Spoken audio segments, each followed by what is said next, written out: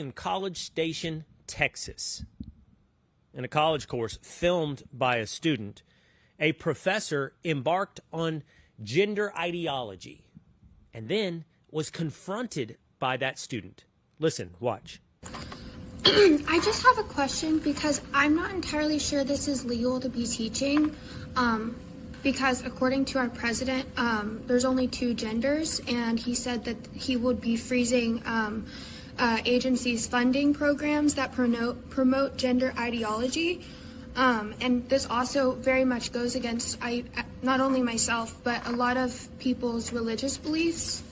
And so I am not going to participate in this because it's not legal, and I don't want to promote something that is against our president's laws as well as against my religious beliefs.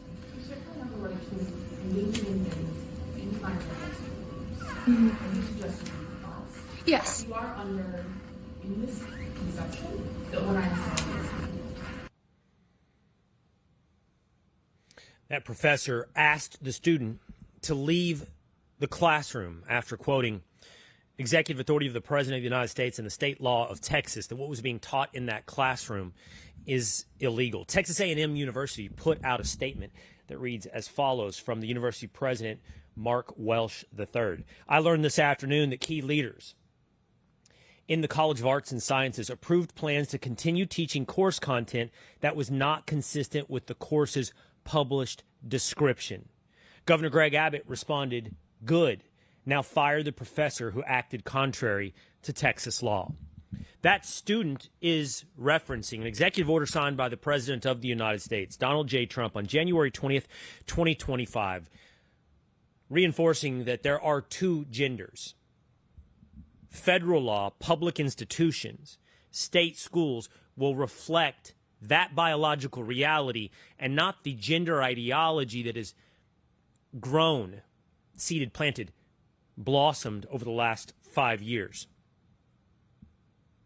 The governor of Texas, Greg Abbott, is referencing Senate Bill 37, which requires that public institutions that receive taxpayer funding will not be teaching the type of content that was exactly taught in that classroom. That student knew the law. That student knew what was going on. That teacher ignored the law. And that teacher, by the way, has now paid the price. Later, Governor Greg Abbott posted again on X, the professor has now been fired. That teacher, that professor, that department head, and maybe that university president all thought the law did not apply to them. Whatever entitlement they felt about what they thought they could teach, they found out they are not above the law.